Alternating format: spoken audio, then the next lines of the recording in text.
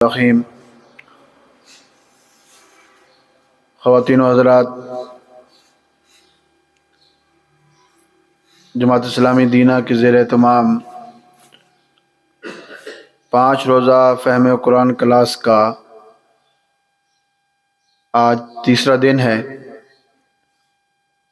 اور آج کی کلاس کے ہمارے مربی محترم عثمان عکاس صاحب، deputy secretary general Jamaat Islami Punjab, ہمارے درمیان موجود ہیں، اور آج کی کلاس کا عنوان موضوع گھریلو زندگی اور اسلامی تعلیمات پر ہے۔ میں اپنے مربی محترم عثمان عکاس صاحب کو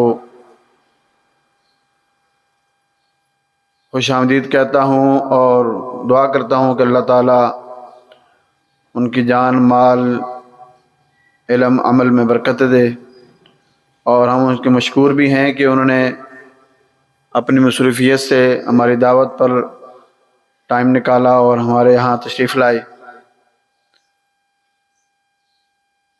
آج کی کلاس کا آغاز تلاوت کلام پاک سے کرتے ہیں۔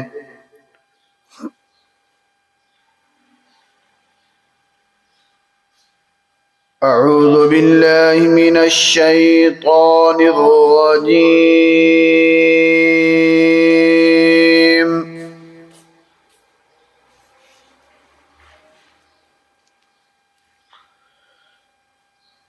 بسم اللہ الرحمن الرحیم۔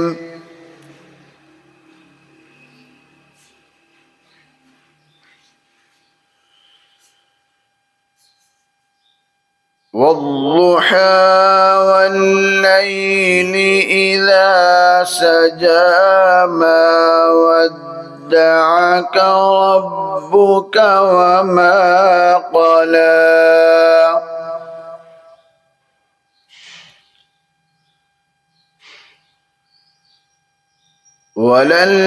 وللآخرة خير لك من الأولى ولسوف يعطيك ربك فترضى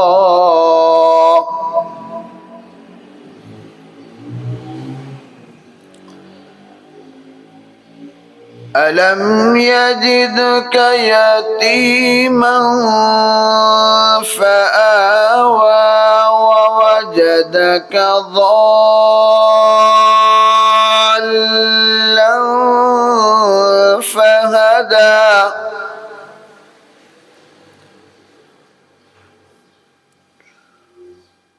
ووجدك ضالا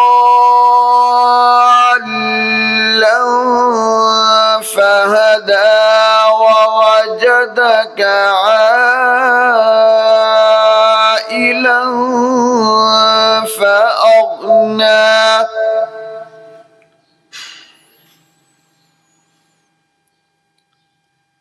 فأما اليتيم فلا تقهر وأما السائل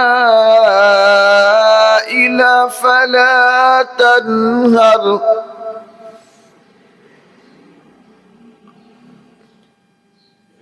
وأما بنعمة ربك فحدث۔ صدق اللہ العظیم۔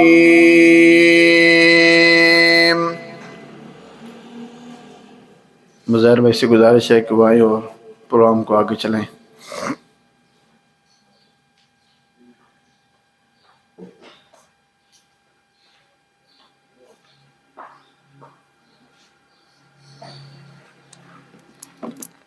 جزاک اللہ۔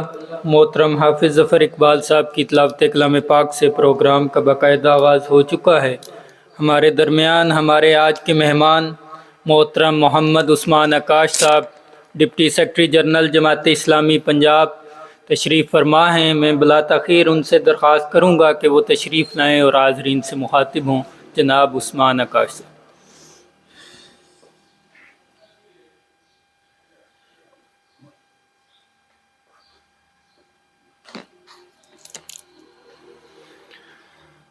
السلام علیکم ورحمۃ اللہ وبرکاتہ۔ لگتا ہے لسی واہ چڑھ گئی میرے خیال سے۔ سحری کے بعد جو ہوتا ہے نا، مشکل ہوتا ہے بیٹھنا۔ آواز آ رہی؟ لا محالہ سحری کے بعد، لیکن اس کا ایک بڑا بنیادی سا ایک آسان حل ہے۔ آسان حل یہ ہے کہ انسان پروگرام کے دوران اپنی نشست بدلتا رہے۔ اگر ایک ہی پوزیشن میں ہم بیٹھے رہتے ہیں تو لامحالہ پھر نیند نے تو غالب ہونا ہی ہے، یعنی ہم نے اپنے آپ کو اس کے سامنے سرنڈر کر دیا ہے۔ تو فرض کیا ہم ٹیک لگا کے بیٹھے ہیں تو ہم سیدھے ہو جائیں تھوڑی دیر کے بعد، اور اگر ہم بازو باندھ کے بیٹھے ہوتے ہیں، بس اوقات نیند طاری ہو رہی ہوتی ہے، گردن گری ہوئی ہوتی ہے، تو تھوڑی تھوڑی دیر بعد اپنے آپ کو ریسٹور کرتے رہنا، اپنے آپ کو بحال کرتے رہنا، یہ در حقیقت بہترین علاج ہے نیند کو بھگانے کا۔ کبھی ایک ٹانگ پہ بیٹھ گئے، کبھی دوسری ٹانگ کی طرف بیٹھ گئے، کبھی آپ بیٹھے بیٹھے اپنے ہاتھ اور پاؤں ہلانے لگ جاتے ہیں۔ مطلب اگر ہم زندگی جی ہی رہے ہیں اس وقت بیٹھے ہوئے، اس وقت لمحہ موجود میں، تو کیوں نہ خوش دلی سے جی جائے، پھر کیوں نہ تحرک سے جیا جائے، کیوں نہ زندہ دلی سے یہ وقت گزرے۔ تو صرف بیٹھنا اور نشست برائے نشست تو کوئی کام نہیں ہوگا۔ تو اسی لیے اگر میں آپ سے گزارش کروں محبت سے، نیند تو میں نے بھی اپنی اس وقت خرچ کر رہا ہوں اور جاگ رہا ہوں، تو سونے آپ کو بھی نہیں دینا انشاءاللہ۔ تو اگر میں آپ سے گزارش کروں ایک دفعہ بازو آگے کریں نا ذرا، تھوڑے سے یہ تھوڑے بازو آگے کریں اور ٹیک ہٹائیں ذرا۔ چودھری فاروق صاحب سے گزارا ہے ٹیک ہٹائیں تھوڑی دیر، بازو شازو، میری بہنیں بھی بازو اوپر نیچے کریں کچھ، ٹھیک ہے نا، اپنی نیند اڑائیں تھوڑی دیر کے لیے۔ اللہ عزت دے آپ لوگوں کو۔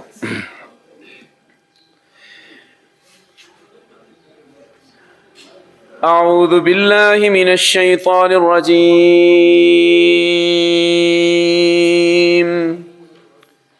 بسم اللہ الرحمن الرحیم۔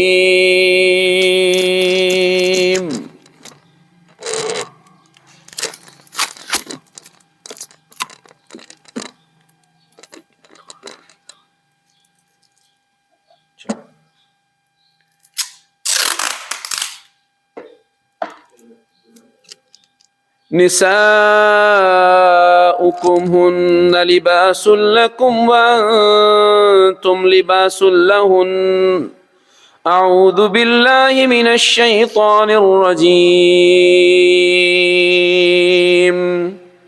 وَإِذْ نَجَّيْنَاكُمْ مِنْ آلِ فِرْعَوْنَ يَسُومُونَكُمْ سُوءَ الْعَذَابِ يُذَبِّحُونَ أَبْنَاءَكُمْ وَيَسْتَحْيُونَ نِسَاءَكُمْ وَفِي ذَلِكُمْ بَلَاءٌ مِّن رَّبِّكُمْ عَظِيمٌ۔ صدق اللہ العظیم۔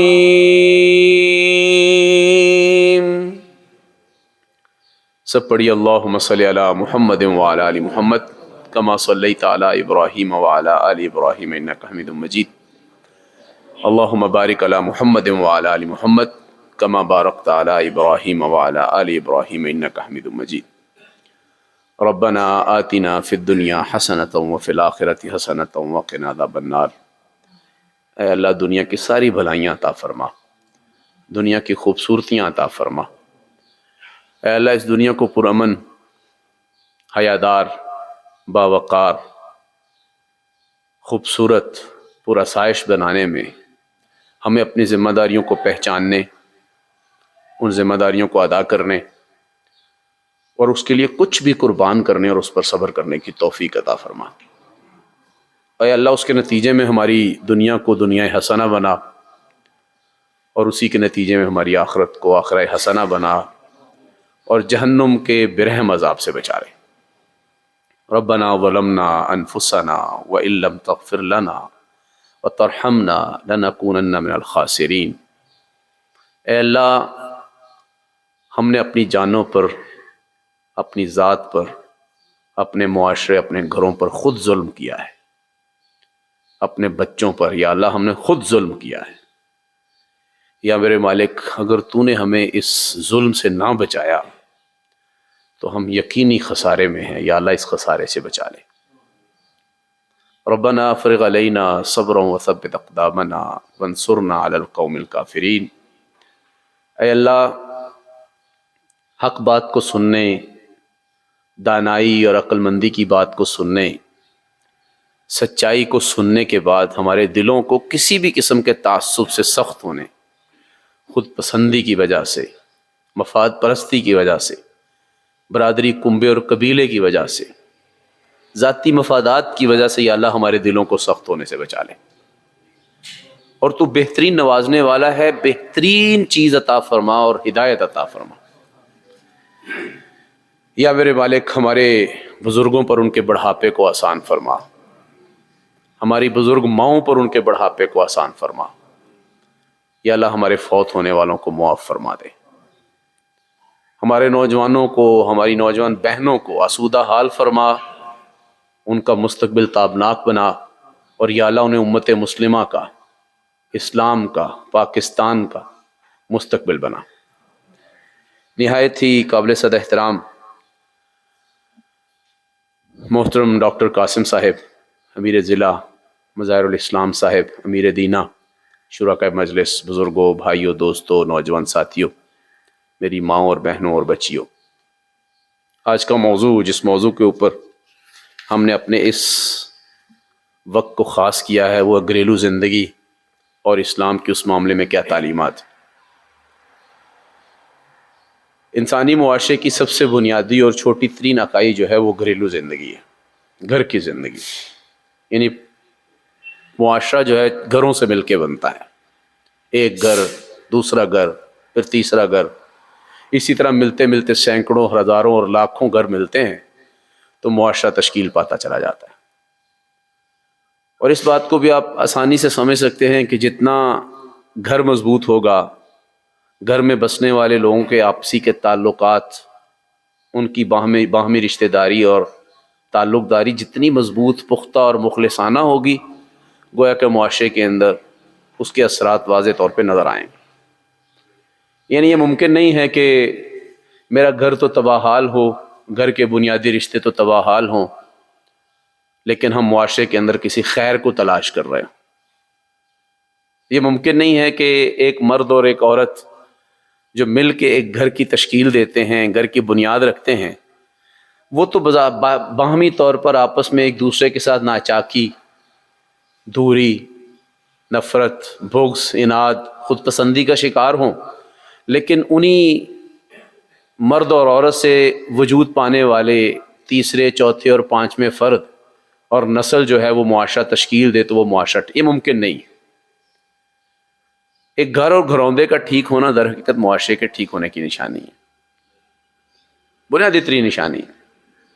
اور آپ حیران ہوں گے، مرد حضرات میرے سامنے تشریف فرما ہے، یقیناً آپ کسی کے بھائی ہیں، کوئی بہن آپ کے زیر سایہ پروان چڑھ رہی ہیں، کوئی بیٹی آپ کی زیر شفقت جو ہے وہ پروان چڑھ رہی ہیں، یعنی آپ بظاہر بیٹھے تو یہاں سارے مرد ہی ہیں، اس طرف ہماری خواتین بہنیں بھی بیٹھی ہیں، لیکن اگلی جو بات میں آپ کی خدمت میں عرض کرنے جا رہا ہوں، یا جو اسلامی تعلیمات میں ہمارے سامنے ابھر کے سامنے آتی ہے، یا انسانی تاریخ کے حوالے سے ہمارے سامنے جو چیز آتی ہے، وہ کیا آتی ہے کہ جہاں گھر اور خاندان انسانی معاشرے، انسانی تہذیب اور انسانی تمدن کی بنیاد ہے، وہیں پر گھر کے اندر اگر بہت اہم حیثیت، 75% اگر حیثیت کسی کو حاصل ہے تو وہ عورت ہے، وہ جو آپ کی بہن ہیں، وہ جو میری بہن ہے، وہ جو آپ کی بیٹی ہیں، وہ جو میری بیٹی ہیں، وہ جو آپ کی بہو ہیں، وہ جو میری بہو ہیں۔ یہ گھر کے اندر جو بسنے والے، گھر کے اندر جو بنیاد کی حیثیت رکھنے والے دونوں کرداروں میں سے، مرد اور عورت کے کردار میں سے سب سے زیادہ مضبوط کردار، بنیاد کی حیثیت جو رکھتا ہے۔ میں نے اس لیے بات کی ہے کہ مرد سامنے بیٹھے ہیں اور آپ کسی کے بھائی ہیں اور آپ کی زیر شایہ، زیر شفقت بہن، بیٹی پروان چڑھ رہی ہے، اسی لیے جب یہ بات کی جائے گی کہ عورت کا گھریلو زندگی میں، اس کی بحالی میں، اس کے استحکام میں، اس کی ترقی میں، اس کی خوبصورتی اور حسن میں بنیادی کردار ہوتا ہے، تو صرف خواتین مخاطب نہیں ہیں، میں اور آپ بھی مخاطب ہیں، میں اور آپ بھی مخاطب ہیں۔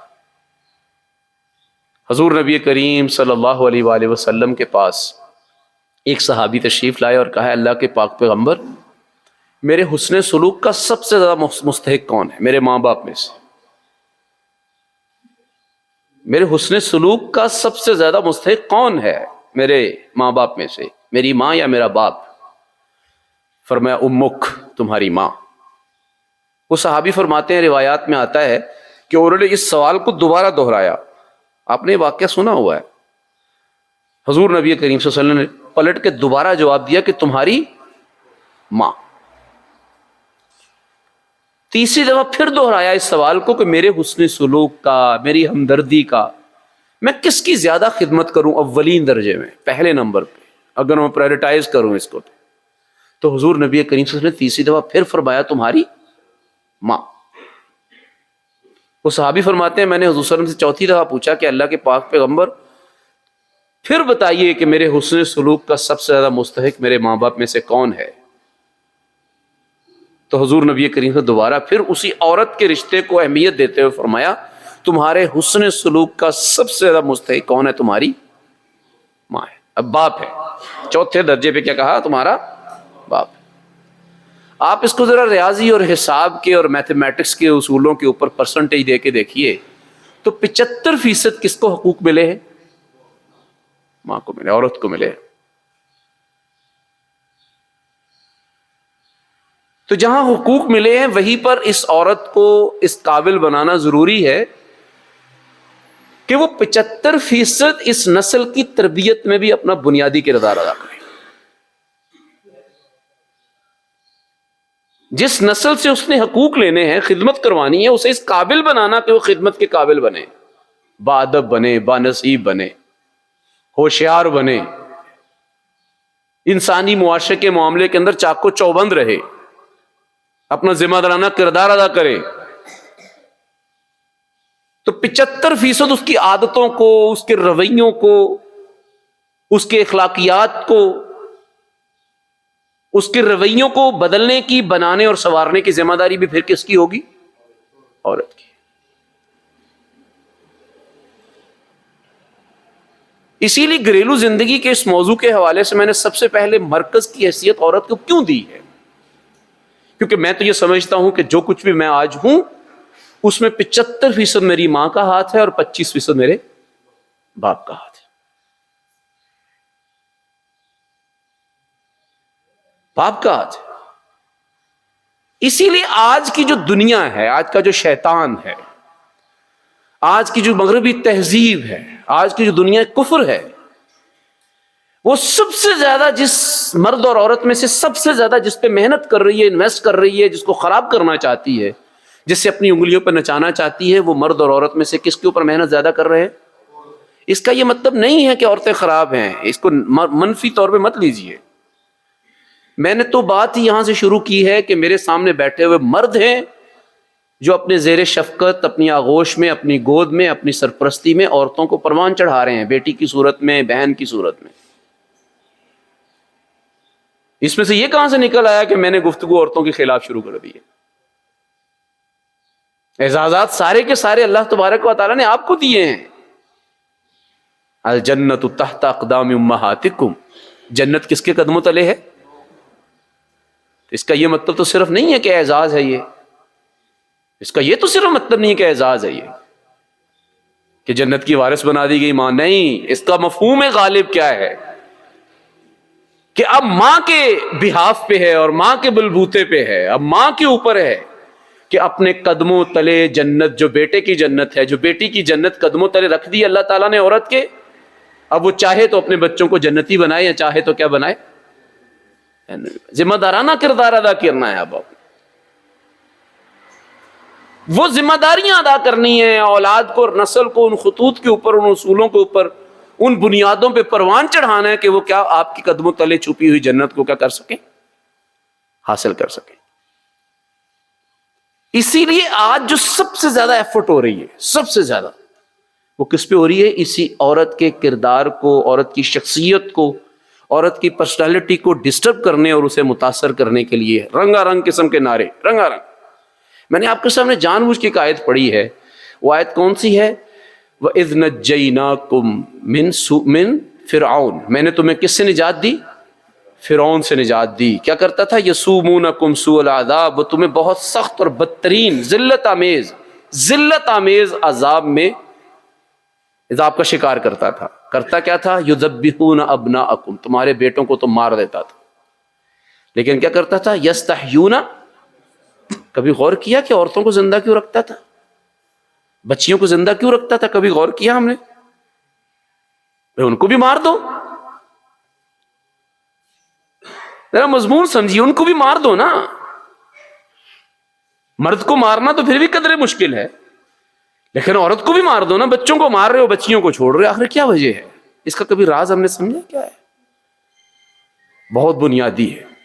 اس کا یہ مطلب ہی نہیں ہے کہ ان کا مس یوز کرنا چاہتا تھا، بد اخلاقی تھی، کو منہ کالا کرنا چاہتا تھا، صرف یہ مقصد نہیں تھا۔ صرف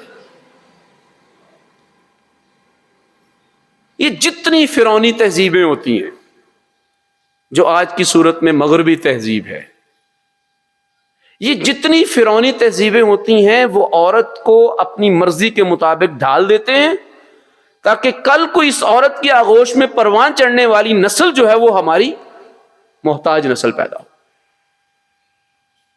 کیونکہ یہ اصول ہے کہ زندگی موت چونکہ کس کے ہاتھ ہے؟ اللہ کے ہاتھ۔ آپ کسی بھی انسان کو، کسی بھی جڑی بوٹی کو، کسی بھی جانوروں کی نسل کو، کسی بھی پرندوں کی نسل کو آپ مکمل طور پر تلف نہیں کر سکتے، کیونکہ زندگی اور موت کس کے ہاتھ میں ہے؟ اللہ کے ہاتھ میں۔ آپ تلف نہیں کر سکتے، اسے مکمل ختم نہیں کر سکتے۔ ہٹلر کر سکا؟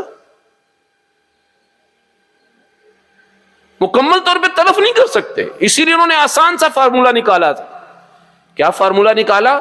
کہ بچوں کو مارو اور عورتوں کو زندہ رکھو، بچیوں کو زندہ رکھو، اور ان بچیوں کو کل کی ماؤں کے طور پہ ایسے رویے اور مزاج کے طور پہ پروان چڑھاؤ کہ کل کو ان کی کوکھ سے پیدا ہونے والے بنی اسرائیلی جتنے ہوں وہ سارے کے سارے کیا ہوں؟ بہت زیادہ کو مضبوط شخصیت کے، یعنی ان کی ماں ڈسٹرب کر دو، اس معاشرے کی، اس معاشرے کی بیٹی کیا کر دو؟ ڈسٹرب کر دو۔ اسی لیے بڑی اہم بات ہے کہ جس معاشرے کی عورت ڈسٹرب ہو جاتی ہے، اس معاشرے کا گھر کیا ہو جاتا ہے؟ تباہ ہو جاتا ہے۔ وجود زن سے ہے تصویر کائنات میں رنگ، یہ جتنی خوبصورتیاں آپ کو کائنات میں نظر آ رہی ہیں، یہ جتنی ترقیاں نظر آ رہی ہیں آپ کو، یہ جتنی پروگرس نظر آ رہی ہے، یہ صرف اور صرف کس کی بنیاد پہ ہے؟ عورت کی بنیاد پہ۔ آپ کس وجہ سے، ذرا بتائیے، کریڈٹ کس کو جاتا ہے؟ ماں کو جاتا ہے، ماں کو جاتا ہے یہ کردار۔ والد کے ذمے 25% صرف اور صرف کیا ہے کہ اس نے ماحول فراہم کرنا ہے، اس نے پروٹیکشن دینی ہے، اس نے مال اسباب فراہم کرنے ہیں، اس نے نان نفقے کا کام کرنا ہے، اس نے انتظامی اور تنظیمی نوعیت کا کام کرنا ہے۔ جبکہ عورت نے کیا کرنا ہے؟ عورت نے ڈائریکٹلی بغیر کسی واسطے کے اس گھر کے افراد کار کے ساتھ رابطہ و واسطہ، تعلق، ان کی تربیت کا اہتمام کرنا۔ اسی لیے آج کا جو موضوع ہے، اس موضوع میں سب سے زیادہ بنیادی کردار ادا کریں گے وہ ہماری مائیں اور بہنیں ادا کریں گی۔ آیت آپ کے سامنے پڑھی گئی، نساؤکم، تمہاری بیگمات، تمہاری عورتیں۔ نساء کا لفظ بولا اللہ تعالیٰ نے، تمہاری عورتیں، ہن لباس لکم، وہ تمہارے لیے لباس ہیں، وانتم لباس لہم، اور تم کیا ہو؟ ان کے لیے لباس ہو۔ پورے قرآن مجید کے اندر اس سے زیادہ خوبصورت، اچھا گھریلو زندگی کیا ہوتی ہے؟ بس اب کہتا ہے جب گھر کا نام لیتے ہیں نا تو گھر کے اندر ہم دادا کو بھی شامل کر لیتے ہیں۔ بیٹھے ہوئے ہیں دادا بھی ہمارے، کتنے دادے بیٹھے ہوئے ہیں سامنے، سارے بزرگ ہمارے دادے ہی ہیں۔ گھریلو زندگی کی بنیادی ترین تعریف جو ہوتی ہے وہ میاں اور بیوی ہے۔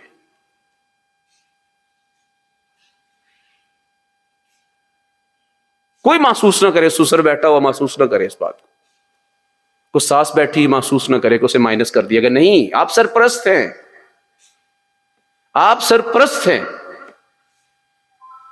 آپ راہبر ہیں، آپ رہنما ہیں۔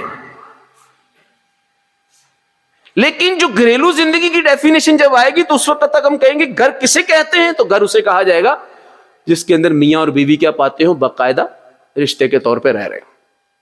یہ گھر کی ڈیفینیشن ہے. اب کسی بھی لغت کے اعتبار سے اٹھا کے دیکھ لیجیے گھریلو زندگی اسلامی تعلیمات کی روشنی. آپ کو پتا ہے خرابیاں کب پیدا ہوتی ہیں؟ جب گھریلو زندگی کے ان دو بنیادی کرداروں میں، جیسے میاں اور بیوی کہا جاتا ہے، ان بنیادی کرداروں کے اندر غیر ضروری مداخلت ہوتی ہے. سخت بات ہے لیکن برداشت کرنے کی ضرورت ہے.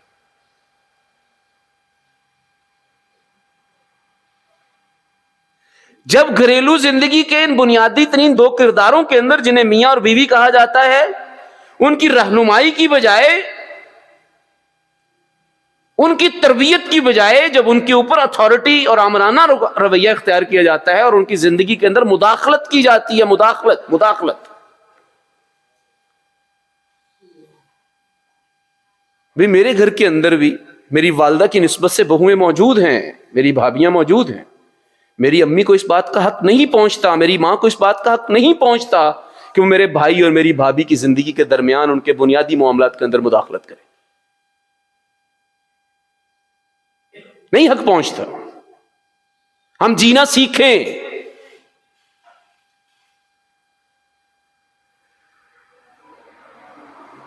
بھئی مہینے کے اندر کو اتار چڑھاؤ آتے ہیں. میں اب اشارتاً بات کروں گا، کو بچے بھی بیٹھے ہیں. ساس اور بہو کے رشتے کے معاملے میں سامنے رکھتے ہوئے بات کر رہا ہوں. مہینے کے اندر لازمی طور پہ کچھ ایسا موقع آتا ہے کہ جس موقع کے اندر عورت کیا ہوتی ہے؟ بے بس ہوتی ہے، وہ لاغر ہوتی ہے، وہ کمزور ہوتی ہے، وہ اذیت کا شکار ہوتی ہے. یسألونک عن المحیض، وہ آپ سے حیض کے بارے میں سوال کرتے ہیں. قل ہوا اذی، کہہ دیجئے یہ اذا ہے. اذا کے دو معنی ہیں، گندگی، اور دوسرا معنی کیا ہے؟ اذیت کی چیز ہے. یہ ان دنوں میں نکاہت ہوتی ہے، کمزوری ہوتی ہے، طبیعت میں جو ہے وہ جھکاؤ ہوتا ہے، کچھ نہ کرنے کو دل کر رہا ہوتا ہے، سستی ہوتی ہے، پورا وجود جو ہے ایک دفعہ چل نہیں ہو رہا ہوتا ہے، صاف ہو رہا ہوتا ہے. اب ایسے معاملے کے اندر جب تیسرا بندہ اس میں مداخلت کرے گا، شوہر کو کیا کرنا چاہیے؟ کیوں پوچھا گیا؟ مذکر کا صیغہ کو استعمال ہوا یسألونک، کہ وہ آپ سے سوال کریں گے. مردوں کی طرف رخ کیا گیا کہ وہ سوال کریں گے کہ جناب اس دنوں کے بارے میں کیا رائے ہے. تو اب ایک شوہر اگر اپنی بیگم کی خدمت کرتا ہے، معاونت کرتا ہے، انسان ہونے کا ثبوت دیتا ہے، بھئی میری تو ٹانگیں درد ہو تو میری بیگم بتوا دے، لیکن وہ کسے کہے؟ اپنی نند کو کہے؟ الیاذ باللہ. کس کو کہے؟ دیور کو کہے؟ جیٹھ کو کہے؟ کس کو کہے؟ وہ ایسے میں اگر مرد اٹھ کے خود کپڑے استری کر لیتا ہے تو ساس کو کیا پرابلم ہے؟ بھئی ان کی اپنی ذاتی زندگی ہے، یہ خدا کا نام لیجیے آپ. اس میں کسی نہ کسی حد تک نا بیٹے کا قصور بھی ہوتا ہے. بیٹے کا قصور ہی ہوتا ہے کہ بیٹا محترم جو ہے نا وہ اتنی کیپیبل نہیں ہے، کیونکہ ہم نے پروان نہیں چڑھائے صحیح طرح، نسلیں اس طور پہ پروان نہیں چڑھائیں. ہم نے کھانے پینے والے، پرزے اور لباس پہننے والے انسان پیدا کیے ہیں، ایسی رہائش گاہیں بنانے والے انسان تو پیدا کیے ہیں، لیکن انسان سے ڈیل کرنے والے انسان ہم نے پیدا نہیں کیے. دو چیزیں ہیں جو گھریلو زندگی کے اندر ناچاکی کا باعث بن رہی ہیں، دو احساس. نمبر ایک خوف اور لالچ. جب تھوڑی سی شوہر اپنے بیگم کی طرف ضروریات کے طور پہ مجبوریوں کے دنوں میں جھکاؤ رکھتا ہے نا، تو ماں باپ یہ سوچتے ہیں کہ بس سڑا پتر سڑے ہتھوں گیا ہوں، بس وہ نہیں ہے گا. شام کو پھر مشورہ کرتے ہیں آپس میں، لے بھائی سکینہ پر یہ لوکیں تیرا منڈا تیرے ہتھوں نکل رہا ہی ہوں. وہ سوچتی ہے اچھا چلو پھر میں دیکھتی ہوں اب کیا ہوتا ہے. کل پھر میں جب روٹی کی ٹیڑھے پن پہ بھی عذر کروں گی، اور جناب چلتی کیسی اور بیٹھتی کیسی اور آٹا گوندتے ہوئے ہلتی کیوں. وہ یہ ہوتے ہیں نا آٹا گوندتے ہوئے ہلتی کیوں. یہ خوف اور لالچ ہے بنیادی طور دونوں طرف. بہو کی طرف بھی ہے کیونکہ وہ انسیکیور ہے، خوف میں ہے کہ میرا شوہر مجھ سے چھن نہ جائے، دور نہ ہو جائے، معاملہ کہیں اللہ نہ کرے علیحدگی اور طلاق تک نہ پہنچ جائے. یہ خوف ہے. وہ اس خوف کی ماری ساری تگودو کر رہی ہوتی ہے، یا لالچ ہوتا ہے کہ میں علیحدہ ہو کے لے کے بیٹھ جاؤں. اور یہی معاملہ ادھر بھی ہوتا ہے، ماں اور باپ کے اندر بھی، ساس اور سسر میں بھی. وہ بھی یہی سوچ رہے ہوتے ہیں کہ جناب کہیں ہمارا بیٹا نہ ہم سے چلا جائے. اور لالچ بھی ہوتا ہے ماں کو کہ جناب بیٹا ہے، اس کی جیب ہے، اس کی کمائی ہے، اس کی آسودگیاں ہیں، اس کی طرف سے آنے والی آسائشیں ہیں، کہیں وہ چھن نہ جائیں۔ اس لیے اپنے گھروں سے سب سے زیادہ ضروری جس چیز کو نکالنا ہے وہ اس احساس کو نکالنا ضروری ہے کہ آپ عورت ہے، بیگم ہے گھر کی، تو وہ سب سے پہلے اپنے ساس اور سسر کو کہے کہ اماں آپ اس بات پہ تو کہہ دینا، یہ جملہ بول دینے میں کیا حرج ہے۔ میں نے اپنی اہلیہ کو کہا، اپنی ساس محترمہ کو کہا، وہ فوت ہو گئی ہیں، اللہ تعالیٰ ان کو جنت میں اعلیٰ مقام عطا فرمائے، میں نے کہا آنٹی اس حوالے سے تو بے فکر ہو جائیں کہ آپ کی بیٹی اور میری اہلیہ جو ہیں، یہ میری، آپ اور آپ کی اہلیہ میری جنت اور جہنم ہے۔ آپ اور آپ کی بیٹی کیا ہے؟ میری جنت اور جہنم ہے۔ ان کے ساتھ میرا برتا ہوا رویہ در حقیقت میری جنت اور جہنم بنے گا۔ میں کہ یہ تو بے فکر ہو جائیں کہ آپ کی بیٹی کو اپنے گھر سے کسی وقت بھی زیادتی کے طور پہ واپس بھی، یہ ہو ہی نہیں سکتا کہ وہ چھت کے نیچے آئی اور واپس چلی جائے۔ بے فکر رہے۔ دوسرا یہ کہ آپ اس بات سے بھی بے فکر رہیے، بے خوف رہیے کہ کسی وقت بھی کہ مجھے کھلایا کیا گیا ہے، مجھے پلایا کیا گیا ہے، میں گھر آیا تھا تو مجھے پروٹوکول نہیں ملا، اور میں شادی میں آیا تھا تو فلاں کو بڑی عزت ملی تھی اور مجھے عزت نہیں ملی تھی۔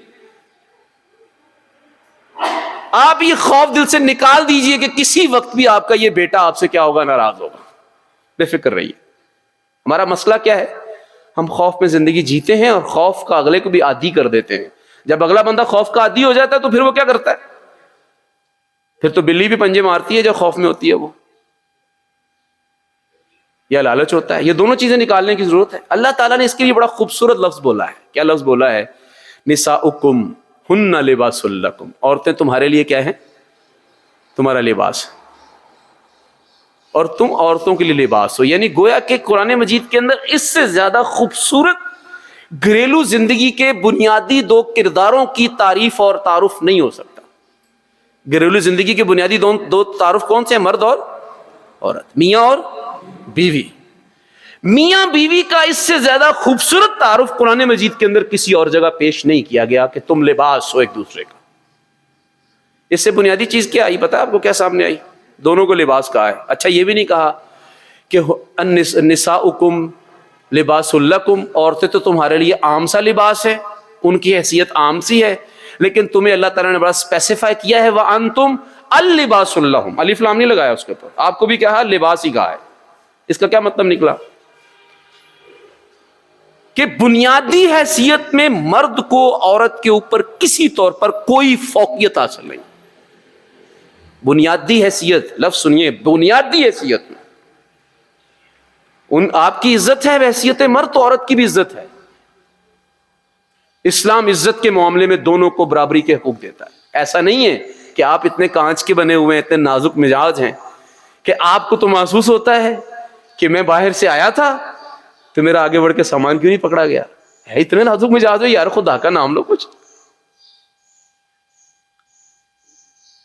حضور سے فرمایا کہ بہتر تم میں سے وہ ہے، خیارکم خیار لاہلیکم، تم میں سے بہتر وہ ہے جو اپنے گھر والوں کے لیے بہتر ہو۔ شریف وہ ہے جو گھر والوں کے سامنے شریف ہو، با اخلاق وہ ہے جو نرم مزاج وہ ہے جو گھر والوں کے ساتھ نرم مزاج ہو۔ باہر جاب کے ڈر سے، باہر منہ پہ برابر اسی طرح کی ٹھکائی کے ڈر سے، واپسی کا ویسے ہی جواب ملنے کے ڈر سے ہر بندہ بڑا لینینٹ اور نرم اور کائنڈ ہارٹ اور بڑا بادب اور ڈیسنٹ بن جاتا ہے۔ مزہ تو تب ہے کہ اپنے ساتھ جڑے ہوئے کمزور رشتے کے ساتھ وہی رویہ اختیار کرنا جو باہر باس کے ساتھ اختیار کیا جاتا ہے۔ جیسی عزت آپ کی اپنی ہے، بالکل اس بنیادی ترین حقوق کے معاملے کے اندر، بنیادی ترین سٹیٹس کے معاملے میں وہی عزت کس کی ہے؟ وہ عورت کی ہے۔ میں اسے اوے تو کر کے بلاتا ہوں، کس حیثیت میں بلاتا ہوں؟ مجھے پتا تو چلے ذرا کس حیثیت سے۔ میرا مزاج برہم ہو جاتا ہے تو میں چڑھائی کر دیتا ہوں اور توقع یہ رکھتا ہوں کہ آگے سے جواب نہ دے۔ دینا نہیں چاہیے، ویسے میں یہ نہیں کہہ رہا جواب دیا جائے، یہ عورتوں کو خراب کرنے والا موضوع نہیں ہے۔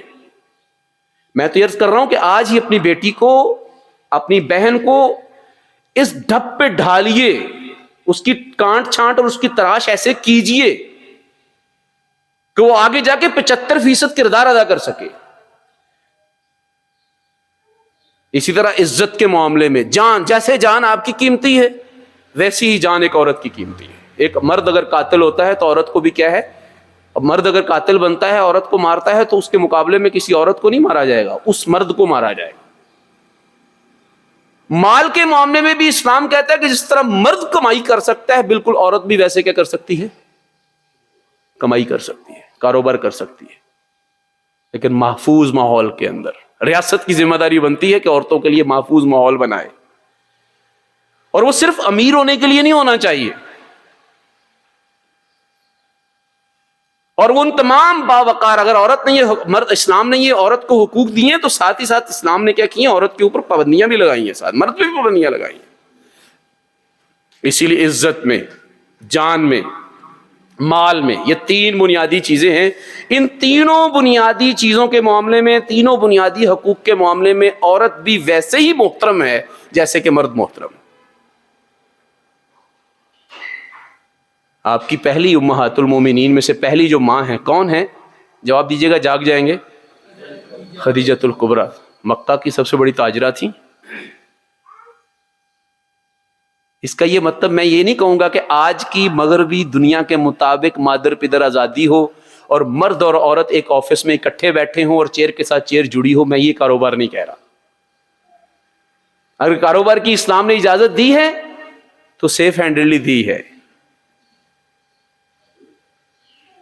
لحاظ کے ساتھ دی ہے. حدیث میں آتا ہے کہ حضور نبی کریم صلی اللہ علیہ وسلم جب تک حضرت خدیجہ رضی اللہ تعالیٰ عنہ کے ساتھ نکاح میں نہیں آئے تھے تو حضور نبی کریم صلی اللہ علیہ وسلم نے حضرت خدیجہ رضی اللہ تعالیٰ عنہ کو دیکھا نہیں تھا.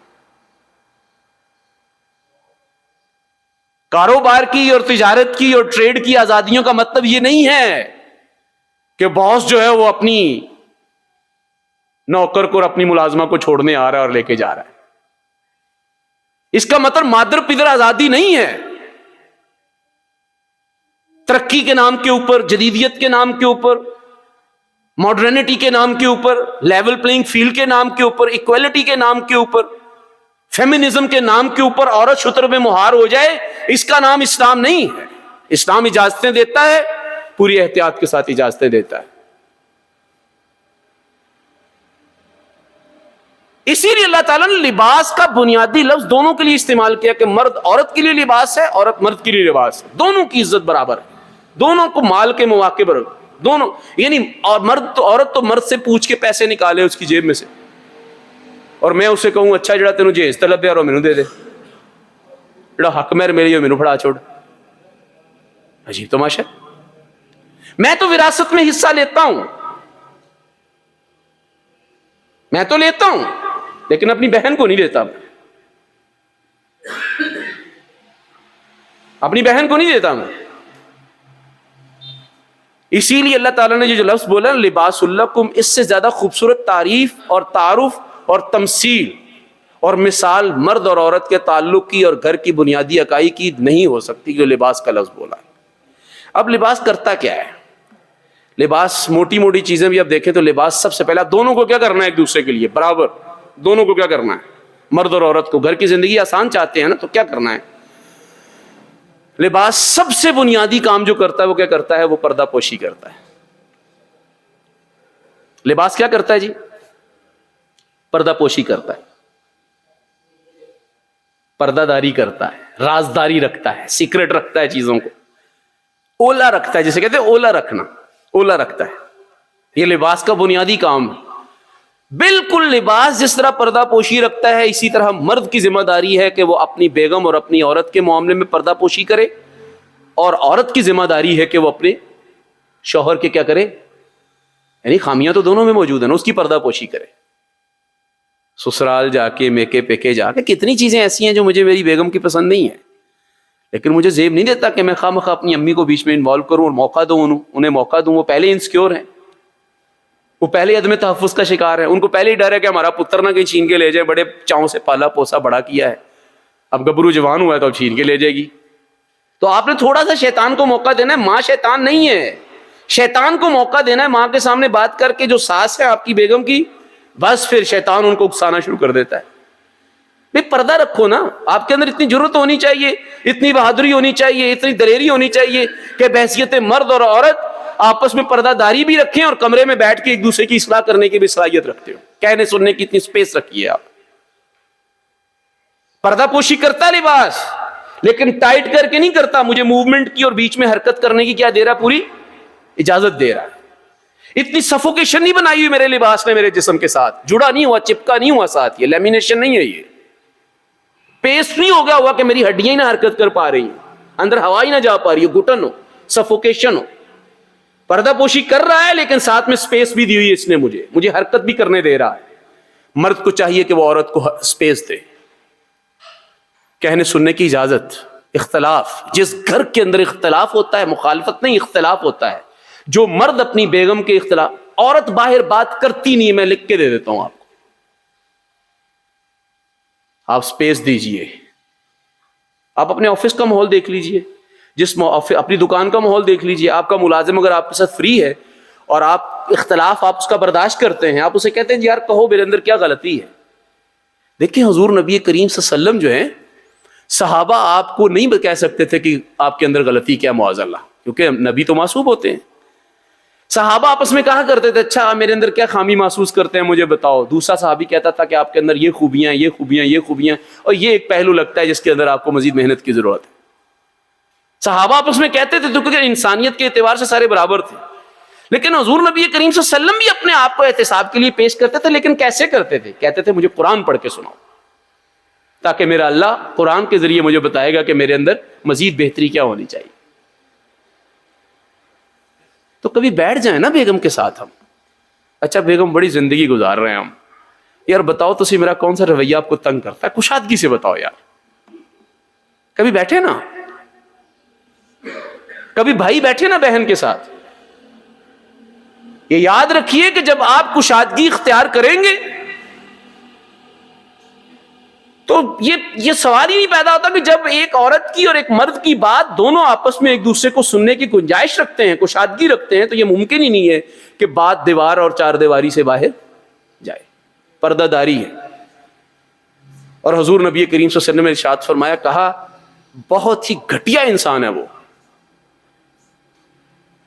ذلیل ہے, غلیظ ہے, کہ جو لوگوں کے پردے کیا کرتا رہتا ہے, ان کی عدم موجودگی میں افشاں کرتا رہتا ہے, ان کے راز کھولتے رہتا ہے. اگر عام انسان کے بارے میں کہا ہے کہ یہ مرد اور عورت آپس میں جا کے, اور خدا کے بندو کتنی ویسے فضول حرکت لگتی ہے کہ میں اپنی بہن کے ساتھ اپنی بیگم کے بارے میں بات کر رہا ہوں. میری بہن نے تو میرے ساتھ نہیں رہنا, میرے ساتھ تو کس نے رہنا ہے, میری نسل کو کس نے پروان چڑھانا ہے, میری نسل کو میری بیگم نے پروان چڑھانا ہے. میں اپنی بہن کے ساتھ بیٹھ کے جو اس کی نندیں ہیں, میں اپنی ماں کے ساتھ بیٹھ کے جو اس کی ساس ہے, میں اپنے ابا کے ساتھ بیٹھ کے. اچھا کچھ لوگ نا اپنے والد اور اپنی والدہ کا اعتماد جیتنے کے لیے شوخے ہوئے ہوتے ہیں. کچھ خواتین شوخی ہوئی ہوتی ہیں, جی میں کو ان کے نیچے تو نہیں لگی ہوئی نا, ماتحت تھوڑی نہ ہوں, میں تو یہ بات کر دیتی ہوں. اسی لباس کا سب سے, جس نے لباس کے اس بنیادی خوبی کو, پردہ داری کو, رازداری کو, پردہ پوشی کو اپنے اندر پیدا نہیں کیا, سمجھ لیجیے اس نے اس رشتے کو اور گھریلو سکون اور چین کو کیا کر دیا ہے, تباہ کر دیا. اسے باہر سے کسی دشمنوں کی ضرورت نہیں ہے, وہ عورت اور وہ مرد خود بذات خود ایک دوسرے کے دشمن ہیں. اور کل کو یہ معاملہ جب طلاق تک پہنچے گا, کل کو یہ ناچاکیوں تک پہنچے گا, اور آپ کے جھگڑوں کی نتیجے کے اندر جب اولاد کے اندر کھینچا تانی اور لوبی ہوگی, اور کوئی باپ کی طرف جھکاؤ رکھے گا, کوئی ماں کی طرف جھکاؤ رکھے گا, اور ان کے اندر کیا ہوگا, مکمل انسان پر وہاں نہیں چڑھے گا, تو اس کی بنیادی ذمہ داری کسی اور پہ نہیں جائے گی. سب سے بنیادی ذمہ داری کس پہ جائے گی؟ گھر کے ان بنیادی دو کرداروں پر جائے گی. فرمایا جو لوگوں کی پردہ پوشی کرتا ہے, اللہ تعالیٰ قیامت کے دن اس کی کیا کرے گا؟ پردہ پوشی کرے گا. فرمایا جس نے لوگوں کی پردہ پوشی نہیں کی, اللہ تعالیٰ اسے ایسی جگہ پہ ننگا کرے گا جہاں پر وہ اپنا دفاع کرنے کی بھی پوزیشن میں نہیں ہوگا.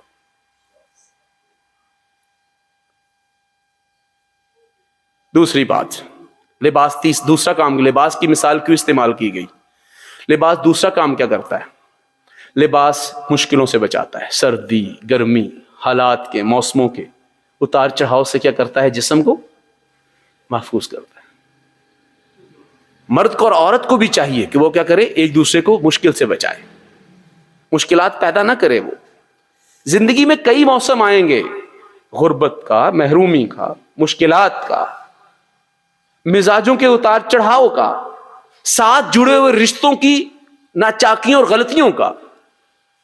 ساس اور سسر کی جو ناچاکی ہے وہ میرے بزرگ ہیں, ان کی بزرگی کی وجہ سے, ان کے اعصاب کی کمزوری کی وجہ سے, یا وہ آپ کو سمجھتے نہیں ہیں.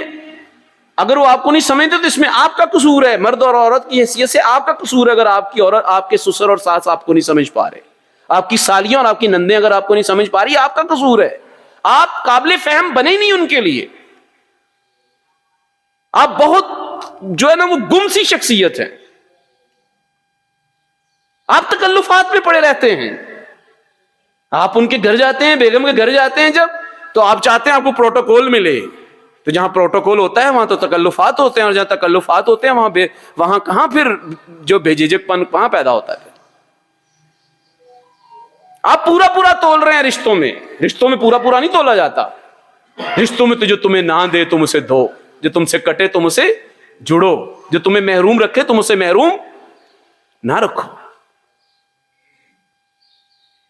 اسی لیے جو لباس کا دوسرا بڑا کام ہوتا ہے وہ کون سا کام ہوتا ہے؟ وہ مشکلات کا ساتھی ہوتا ہے. آپ کا گرمی ہو, سردی ہو, کچھ بھی ہو, تو سب سے پہلے گرمی کس کو لگتی ہے؟ آ کے لباس کو لگتی ہے. اس کو پہلے گرمی لگے گی, اس کو چیر کر جائے گی. جیسے آپ کہتے نہیں ہوتے کہ بھائی میری لاش سے گزر کے جاؤ گے, اس تک پہنچنا ہے, تو میں روک رہا ہوں تمہیں, تو اس کے ساتھ زیادتی مت کرنا, لیکن اس کے ساتھ زیادتی کرو گے تو سمجھو تم نے میرے ساتھ کیا کی؟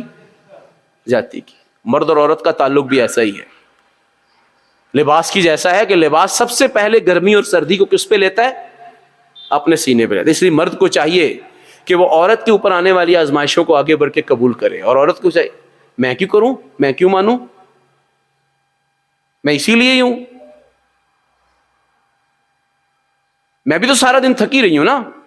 مرد کہتا ہے میں بھی باہر سے تھکا ہوا آیا ہوں, تو پھر ٹھیک ہے, دونوں تھکے ہوئے آئے ہو, 2 کرسیاں لو اور پیٹھ کے بل لے کے کرسیاں بیٹھ جاؤ, ایک کا منہ ادھر ہو جائے دوسرے کا ادھر ہو جائے, بات ختم. بس پھر بچے دما چوکڑی مچائیں گے, شیطان گھسے گا بیچ میں. لیکن اگر مرد کہے نہیں تمہاری پریشانی زیادہ ہے, ایکنالج کرے ایک دوسرے کو, تم زیادہ مشکلیں جھیلتی ہو, کمزور وجود کے باوجود, بیمار وجود کے باوجود, بھوکے ہونے کے باوجود, کمر میں درد ہونے کے باوجود, اپنے خاص ایام میں ہونے کے باوجود, تم بچے کو اپنے سینے سے لگا کے کمزوری کے باوجود دودھ پلانے لگ جاتی ہو. تمہاری مشکل زیادہ ہے. اور عورت آگے پلٹ کے کہے نہیں میرے سر کے تاج, آپ کی مشکلات بہت زیادہ ہیں. آپ جس معاشرے سے واپس آتے ہیں, گھر میں جس ماحول سے واپس آتے ہیں, بڑا بے مروت ماحول ہے, کوئی لحاظ نہیں ہوتا سوسائٹی کے اندر. روزانہ آپ کو بھانت بھانت کی بولیاں سننے کو ملتی ہیں, بھانت بھانت کے تبصرے اور گالیاں سننے کو ملتی ہیں. آپ معاشرے سے بے توقیر ہو کے گھر لوٹتے ہیں. اب میں بھی آگے سے ماتھے پہ کپڑا باندھ لوں اور سر باندھ کے بیٹھ جاؤں گی تو پھر کون ہے؟ دونوں کو کیا کرنا ہوتا ہے؟ وہ اپنی مشکلات کو ایک سائیڈ پہ رکھے, مرد اپنی مشکلات کو ایک سائیڈ پہ رکھے. آپ اس کا استقبال کریں, وہ آپ کا مسکرا کے استقبال کرے. مجھے بتائیے تو گھر خراب کیسے ہو سکتا ہے؟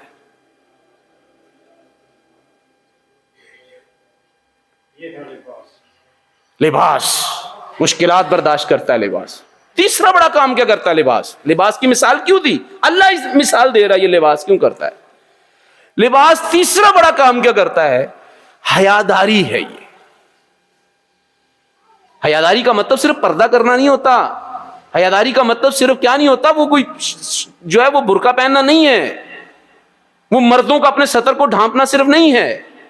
حیا کا مطلب کیا ہوتا ہے؟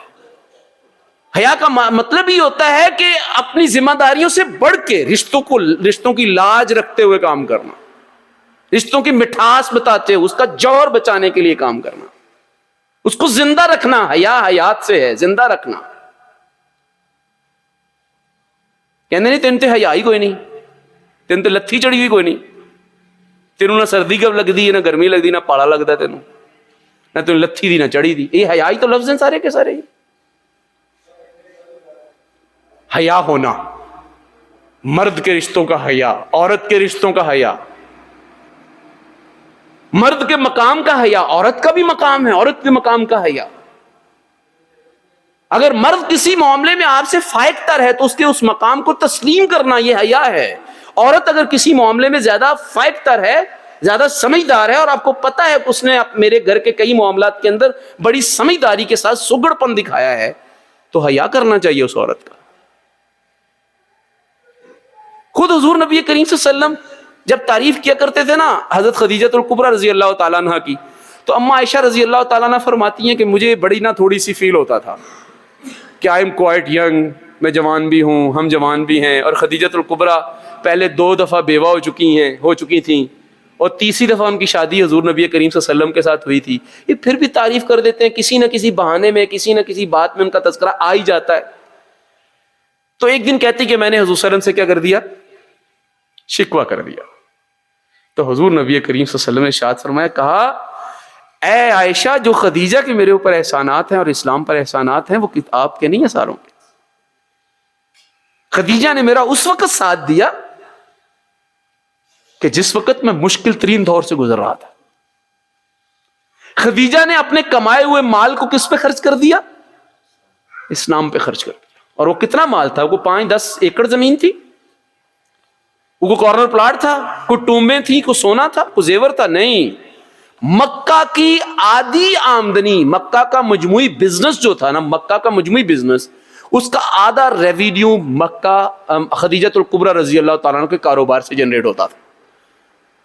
اور اسلام کو حضور وسلم کے عقد میں آنے اور نکاح میں آنے کے بعد خدیجہ الکبریٰ رضی اللہ تعالیٰ عنہ نے اپنا وہ مجموعی کاروبار جس کا اتنا بڑا حجم تھا, 50% آف مکہ کے اجتماعی کاروبار کا, ٹریڈ کا آدھا وہ تھا, وہ کس کے قدموں پہ نچھاور کر دیا تھا؟ اسی لیے اگر کسی کا شوہر, کسی کا بھائی کسی بھی معاملے میں انسان کی خدمت کر رہا ہے, انسانیت کی خدمت کر رہا ہے, رفاع عامہ کا کام کر رہا ہے, دین کے غلبے کی کوشش کر رہا ہے, تو یہ خدیجہ کی سنت ہے رضی اللہ تعالیٰ عنہ کی کہ اپنے مال کو اپنے اس شوہر کے اوپر کیا کر دیا جائے. یہی تو وہ مال تھا جس کو حضور نبی کریم صلی اللہ علیہ وسلم نبوت سے پہلے کہاں خرچ کیا کرتے تھے؟ یتیموں پہ, بے آسراؤں پہ, بے سہاراؤں پہ, بیواؤں پہ, کہ جس کے بارے میں خدیجہ الکبریٰ رضی اللہ تعالیٰ نے کہا تھا کہ اللہ آپ کو کبھی بھی کیا نہیں کرے گا, ضائع نہیں کرے گا. آپ تو یتیموں پہ خرچ کرتے ہیں, بے آسراؤں پہ خرچ کرتے ہیں, بے سہاراؤں پہ خرچ کرتے ہیں. لباس حیاداری کا نام, حیا رکھنا, لحاظ رکھنا, لاج رکھنا, پالن کرنا, مروت ہونا, بات میں, گفتگو میں تانے بازی نہ ہو. حیا کا مطلب یہ ہے الزام تراشی نہ ہو, بے مروتی نہ ہو, بے حمیتی نہ ہو, پروٹوکول ہو, عزت دیا جائے, اگلے کی حیثیت کو تسلیم کیا جائے, مانا جائے, اسے رشتے میں اسے منوایا جائے, رشتہ داروں میں اسے جگہ جگہ تذکرہ کیا جائے کہ میرے اس معاملے کے اندر میری بیگم نے بڑی میری مدد کی, اس معاملے میں میرے شوہر نے میری بڑی مدد کی. استقبالیہ انداز ہونا چاہیے, روکھا نہیں. بے حیا انسان ہوتا ہے جو روکھا ہوتا ہے. ایکنالجمنٹ ہونی چاہیے. تیسرا کام کیا ہوتا ہے, اب یہ بھی سمجھنے کی ضرورت ہے کہ لباس کو ضرورت پڑتی ہے کس بات کی. لباس گندا بھی ہو جاتا ہے, کئی دفعہ لباس پہ داغ بھی لگ جاتے ہیں, لباس کو دھونے کی ضرورت بھی پڑتی ہے, لباس کو کچھ نہ کچھ استری کرنے کی بھی ضرورت پڑتی ہے. کبھی کبھار لباس جو ہے وہ آپ کا اس پہ کوئی میل کچیل بھی آ جاتی ہے. یہ لباس کے ساتھ جڑے معاملے, میاں بیوی کے رشتے میں بھی جڑی ہوئی چیزیں ہیں, یہ لازمیں ہیں. مرد سے بھی غلطیاں ہونی ہیں, عورت سے بھی غلطیاں ہونی ہیں. مرد اپنے آپ کو غلطیوں سے مبرہ مت سمجھے, عورت بھی اپنے آپ کو کیا نہ سمجھے بہت زیادہ مبرہ نہ. یہ ہونا ہے. لباس کی تمثیل دی اسی لیے ہے کہ صرف بیرونی علائشیں نہیں آئیں گی, کبھی کبھی عورت سے ایسی غلطی بھی ہو جاتی ہے جو ناقابل کیا ہوتی ہے, برداشت ہوتی ہے. لیکن ہم لباس کو کیا کرتے ہیں, اسے پھاڑ کے نہیں پھینک دیتے, ننگے نہیں ہو جاتے ہوتے. داغ لگ گیا ہے نا تو اس کے ننگے نہیں ہو جاتے, اس کا طریقہ ہے, اس کو صاف کیا جاتا ہے, دھویا جاتا ہے. اگر دھونے کے قابل ہو تو کس کے کر لیتے ہیں, ہم دھو لیتے ہیں, صاف کر لیتے ہیں, اس کے اوپر رگڑتے ہیں وہ برش وغیرہ مار کے, وہ بلیچ دیتے ہیں اسے, ہم اٹھا کے زمین پہ مارتے ہیں, اسے سیٹ کرنے کی کوشش کرتے ہیں. لیکن لباس کو ہم پھاڑ کے پھینک نہیں دیتے. بار بار داغ لگتے ہیں آپ کے لباس کے اوپر. یہ 15 دفعہ تو دھو کے پہن لیا جو آپ نے ابھی پہنا ہوا ہے, میں نے 15-20 دفعہ تو میں نے یہ دھو کے پہن لیا جو میں نے پہنا ہوا ہے. یہ عورت سے غلطی ہو جائے تو میری نظروں سے گر جائے, مرد سے غلطی ہو جائے تو میرے دل سے اتر جائے. میاں سے غلطی ہوگی میرے دل سے ہی اتر گیا وہ تو، اب تو وہ نہیں رہا، اب تو پہلے سے مراسم نہیں رہے، اب تو دل ہی نہیں کرتا جی، دل اچاٹ ہی ہو گیا جی زندگی سے. اور اس سے غلطیاں بھی کون سی ہو رہی ہیں؟ مرد سے یا عورت سے، جو اس کے بس میں نہیں ہے. پورے مجموعی نظام نے اس مرد کو کیا رکھا ہوا ہے؟ محروم رکھا ہوا ہے. وہ بیچارہ صحیح روزی نہیں دے پا رہا بس. یا عورت کو اللہ تعالیٰ نے صحت کے اعتبار سے نوازا نہیں اتنا، وہ صحت مند اتنی نہیں ہے، اسی لیے مزاج کے اعتبار سے اتار چڑھاؤ کا شکار ہو جاتی ہے کبھی کبھی. ہم اس کی اس جسمانی لاغرپن اور کمزوری کو سمجھ ہی نہیں پا رہے کہ اس کی جسمانی کمزوری کی وجہ سے اس کے اندر کیا ہو رہا ہے؟ مزاج میں اتار چڑھاؤ ہو رہا ہے. دل سے اتار دیتے ہیں ہم، اسے ٹھیک کیجئے، آگے بڑھیے. یہ ایسا خوبصورت رشتہ ہے جسے کانٹا چھانٹا صاف ستھرا رکھا جاتا ہے. اسی لیے ایک دوسرے کو اجازت بھی دینی چاہیے. غلطی ہوگی عورت سے بھی ہوگی، مرد سے بھی ہوگی. لباس کا لفظ بولا اسی لیے، اس پہ داغ لگیں گے. تو اگر مرد کہیں ناراض ہو کے ایک شائستگی کے ساتھ، تہذیب کے ساتھ، عزت اور وقار کے ساتھ، ساروں کے سامنے شرمندہ کیے بغیر تنہائی کے اندر بیگم کو لے کے بیٹھ کے اگر کہتا ہے کہ بیگم مجھے تیری بات پسند نہیں آئی ہے، تو بیگم کو چاہیے ہاں وہ اپنے آپ کو صاف کرنے اور ستھرانے کے لیے شوہر کے سامنے پیش کر دے. اس طرح لباس اپنے آپ کو صاف ستھرا رکھنے کے لیے کیا کر دیتا ہے؟ ایسا نہیں ہونا چاہیے کہ ناک پہ بس بل پڑ جائے، کوئی غلطی بتا دے مرد کو یا عورت کو تو دونوں اس کو ایگو کا مسئلہ، اسے عزت نفس کا مسئلہ، اسے غیرت کا مسئلہ بنا لیں. ہاؤ ڈیئر یو، یہ ہو کیسے سکتا ہے؟ ڈیفینسو نہیں ہو جانا چاہیے، دفاعی پوزیشن میں نہیں آ جانا چاہیے. ہاں ٹھیک ہے جی ایسا ہی ہے. ہو سکتا ہے مرد کو غلط فہمی ہوئی ہو تو آپ چپ کر کے کہہ دیں ہاں ٹھیک ہے جی ایسا ہی ہے. ہو سکتا ہے عورت کو غلط فہمی ہوئی ہے جو مرد کی غلطی بتا رہی ہیں. تو لباس یہ بھی کام کرتا ہے. پانچواں کام لباس کا، آخری بات ہے، پانچواں کام کیا کرتا ہے لباس؟ لباس کو بھی آپ لے کے ایسے ہی نہیں پہن لیتے.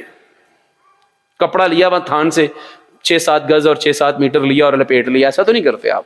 آپ اسے خوبصورت کرتے ہیں، آپ اس کے اوپر تارکشی کرتے ہیں، آپ میچنگ کوئی دھاگا واگا لگاتے ہیں، آپ کو میچنگ بٹن لگاتے ہیں، کوئی اس کے اوپر نقش و نگار کرتے ہیں. خواتین کو میچنگ دوپٹہ لیتی ہیں، کوئی اس کے اوپر رنگ ساز سے رنگ سازی کرواتی ہیں، اسے ڈیکوریٹ، اسے استری کرتی ہیں، اس پہ خوشبو لگاتی ہیں.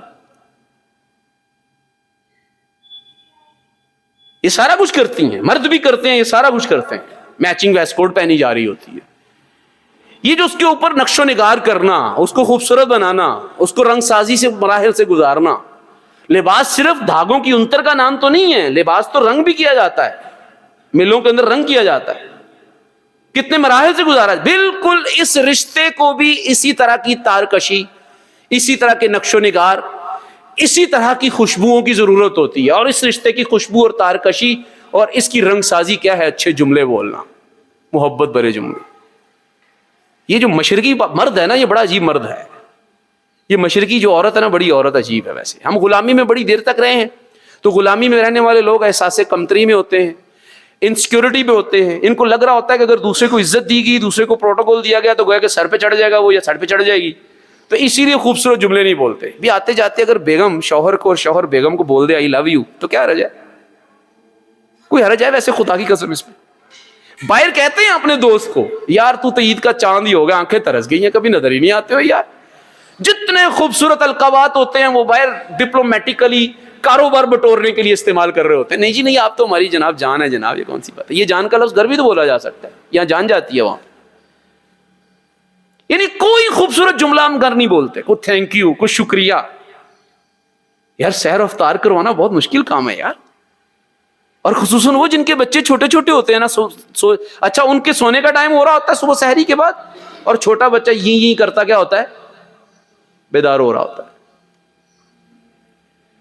آپ کو اور مجھے اولاد سنبھالنی پڑ جائے نا، خدا کی قسم ہم بچوں کو مارنا شروع کر دیں. اور کبھی کبھی بیگم بیچاری اکتائی ہوئی سارا دن، تو بچہ اس کے سامنے اس کے ناک میں دم کیا ہوتا ہے اس نے، جبکہ نہیں مارنا چاہیے، ناراض نہیں ہونا چاہیے. کبھی بیگم نے ہلکی سے اس کو لگا دی، غصے ہو گیا تو فوراً یہ مولج پڑتے ہیں، تھکا ماندہ گھر آتا ہوں، باہر لوگوں سے الجھا ہوا گھر آتا ہوں، ادھر تو بچوں سے الجھ رہی ہوتی ہے. تو خیر اس رشتے کی جو نقش و نگار ہے، اس کے جو رنگ سازی ہے، اس کی جو ساری کی ساری خوبصورتی ہے، اس کی جو تارکشی ہے، اس کی جو کڑھائی ہے، وہ کیا ہے؟ وہ در حقیقت اس کی کیا ہے؟ جملے ایسے بولنا، شکریہ، تھینک یو، معذرت ہے جی، غلطی ہو گئی جی، لیٹ آ گیا یار، اچھا آئندہ میں احتیاط کروں، اچھا آپ کو برا لگا ہوگا، اچھا میں معافی چاہتا ہوں. کیا حرج ہے؟ اس سے آپ کی نسل سیکھے گی اچھے الفاظ میں، دھیمے لہجے میں بات کرنا، چیخ کے بات نہ کرنا، ایگو کو مسئلہ نہ بنا لینا، اس کو خود پسندی میں نہ چلے جانا۔ یہ اس رشتے کی ساری کی ساری کیا ہے خوبصورتی ہے۔ میں آخری ایک بات کروں گا، یہ یاد رکھیے گا کہ عورتیں اس بات کا بڑا رونا روتی ہیں، آپ بھی اپنی بیٹیوں کے حوالے سے بڑا رونا روتے ہیں کہ بس یار، وہ پوچھے نا کیسا ہے بیٹی، بس رہی ہے کہ نہیں بس رہی، کیسی ہے، تو ادھر بیٹھے ہوئے والد محترم اور بھائی صاحب جو ہے ناک پہ بل چڑھا کے کہہ رہے ہوتے ہیں بس یار بس تو رہی ہے، لیکن یار تنگ ہے، یار کیا تنگی ہے ابھی پتہ چلے، کھاتی نہیں ہے پیتی نہیں ہے، بس اس کے پاس ویسی گاڑی نہیں ہے جیسے میرے پڑوسی کے پاس گاڑی ہے، میرے داماد کے پاس ویسی چھت نہیں ہے جیسی چھت وہ فلاں کے پاس، بے اللہ کی دین ہے، اس کی تقسیم ہے۔ یہ آپ نے جب قبول ہے کیا تھا تو ہوش مندی سے کرنا تھا نا، اور معیار پیسہ کیوں قرار دیا آپ نے؟ یہ تو معیار ہے ہی نہیں، یہ تو معیار نہیں ہے رشتوں کا، معیار تو تقوی ہے، للہیت ہے، خدا خوفی ہے، ایمان ہے، پرہیزگاری ہے، خوف خدا ہے، یہ معیار ہے۔ آپ نے معیارات ہی بدل دیے ہوئے۔ آپ نے جب کوٹھی کپڑا مکان معیار رکھنا ہے تو پھر لا محالہ مرد نے بھی وہی معیار رکھنا ہے۔ اسی لیے کبھی بھی اس رشتے کے معاملے میں گھر کے اندر مال اور اسباب کی کمی کی وجہ سے اس بنیادی رشتے کے اندر کبھی بھی کیا نہ کریں، دراڑ پیدا کرنے کی اور کھٹاس پیدا کرنے کی کوشش مت کریں۔ یہ اللہ کی دین ہے، اس کی تقسیم ہے۔ یہ حضرت علی رضی اللہ تعالیٰ لمبے سفر سے واپس آئے، صبح گئے ہوئے تھے، شام کو واپس کہیں لوٹے تو بچے رو رہے تھے۔ بچے کون تھے بھلا؟ کون تھے بچے؟ اور کون تھی فاطمہ؟ آپ کی اور میری ہزاروں فاطمائیں ان پہ قربان ہو تو بھی ان کے جوتے کی خاک کے برابر بھی نہیں ہے۔ حضور صلی اللہ علیہ وسلم کی جگر گوشہ فاطمہ تھی رضی اللہ تعالیٰ عنہ۔ رو رہے ہیں حسن اور حسین، بھوک سے رو رہے ہیں۔ کہا ہے فاطمہ یہ کیوں رو رہے ہیں؟ کہا بھوک لگی ہے۔ تو کہا پکا کے کیوں نہیں ابھی تک دیا کچھ؟ کہا گھر میں کچھ تھا نہیں۔ کوئی شکوہ نہیں ہے خاتون کی طرف سے، وہ اللہ پالنے والا ہے۔ آپ اپنی بیٹیوں کے بارے میں اور اپنی بہنوں کے بارے میں زیادہ فکر مند نہ ہوا کریں، جب دے دیے تو وہ جانے اور ان کا اللہ جانے، بس اتنی فکر کیا کریں کہ آپ ان کو ودا کرنے کے بعد ان کی وراثت میں حق دیا کریں۔ یعنی دیکھیں نا، حیران کن بات ہے، ویسے بڑا دلچسپ ایسے طرفہ تماشا ہے، اتنے ہم کنٹرڈکٹیو اور اتنے منافقانہ رویے رکھتے ہیں کہ بیٹی کو اس کی وراثت میں حق نہیں دے رہے، ہم حق نہیں دے رہے اسے، اور اس کے شوہر کو کہہ رہے حق دے۔ عجیب ماجرا بھی۔ یعنی جس بچے کو آپ نے عزت نہیں دی وہ دوسرا مرد کیوں عزت دے گا؟ آپ تو اپنے حق پورے کریں جو عورت کے دینے ہیں، آپ نے بیٹی کے دینے ہیں، آپ نے پھوپھیوں کے دینے ہیں، آپ نے دبا کے بیٹھے ہوئے۔ ختم کر رہا ہوں۔ تو اسی لیے بنیادی طور پہ کیا ہے کہ کہے کہ کون ہے جی کہ پیسے نہیں تھے جی گھر میں، نا کھانا نہیں تھا، اناج نہیں تھا، پکانے کے لیے نہیں تھا۔ تو کہا ہے فاطمہ تو مجھے بتا دیتی نا، میں صبح جب گیا تھا تو کوئی تمہیں دلوا دیتا چیز۔ فاطمہ رضی اللہ تعالیٰ عنہ خاموش رہیں۔ پھر کہا ہے فاطمہ، پھر وہ روئے ہوں گے، ایسا ماحول بنتا ہے نا، پھر وہ روئے ہوں گے تو کوئی تبصرہ علی المرتضیٰ رضی اللہ تعالیٰ عنہ نے پھر کر دیا ہوگا، کہا مجھے صبح بتا دیا ہوتا تو میں لے آتا، اب دیکھو رو رہے ہیں نا، کوئی ایسی بات ہی ہوئی ہوگی جیسے ہمارے گھروں میں ہو جاتی ہے۔ فاطمہ رضی اللہ تعالیٰ عنہ نے کہا میں یہ خواتین کو نہیں سنا رہا، یہاں بیٹھے ہوئے ان مردوں کی بات کی جا رہی ہے جن مردوں کے زیر شفقت عورتیں پروان چڑھ رہی ہیں، کل کی مائیں پروان چڑھ رہی ہیں، کل کی بیگمات پروان چڑھ رہی ہیں۔ کہا اے علی، ہے میرے سر کے تاج، آپ جاننا چاہتے ہیں کہ میں نے صبح جاتے ہوئے آپ کو کیوں نہیں بتایا تھا؟ میں بتا دیتی ہوں۔ کہا جب میں گھر سے رخصت ہو رہی تھی تو مجھے میرے والد محترم حضرت محمد صلی اللہ علیہ وسلم نے ماتھے پر بوسہ دیتے ہوئے کہا تھا کہ اے فاطمہ، علی کمزور انسان ہے، اسے تنگ مت کرنا۔ علی کمزور انسان ہے، اسے تنگ مت کرنا۔ سنت ہے، یہ بہت بڑی سنت ہے۔ میٹھا کھانا سنت نہیں ہے، وہ مزاج کی سنت ہے۔ مجھے نہیں میٹھا پسند تو آپ اسے میرے اوپر کیوں کہہ رہے ہیں زبردستی کہ میٹھا کھانا سنت ہے، کھاؤ کھاؤ، مجھے شوگر ہے وہی نہیں کھاتا میں۔ کدو مجھے، ویسے میں اس کی انسلٹ نہیں کر رہا، لیکن کدو مجھے نہیں پسند تو میں کیوں آپ زبردستی میرے ساتھ جوڑ رہے ہیں؟ گھریلو زندگی کی سنتوں میں سب سے بڑی سنت کیا ہے؟ یہ سنت ہے کہ اپنی خدیجہ کو جب اور فاطمہ کو رخصت کیا کریں تو اسے یہ تعلیم دے کے کر کے بھیجا کریں کہ بیٹا اب تمہارا جینا مرنا وہیں پہ ہے، قربانی دینا سیکھو، تو تنگ مت کرنا۔ ہم اللہ تعالیٰ سے دعا کرتے ہیں کہ اللہ تبارک و تعالیٰ ہمیں اس خوبصورت رشتے میں ایک دوسرے کا لباس بننے کی توفیق عطا فرمائے، اور اس رشتے میں مرد اور عورت دونوں برابر ہیں، عزت میں، جان میں اور مال میں۔ اللہ تعالیٰ باہمی ایک دوسرے کی عزت، ایک دوسرے کے مال کا تحفظ اور ایک دوسرے کے جان کے تحفظ کی توفیق عطا فرمائے۔ وما علینا الا البلاغ المبین۔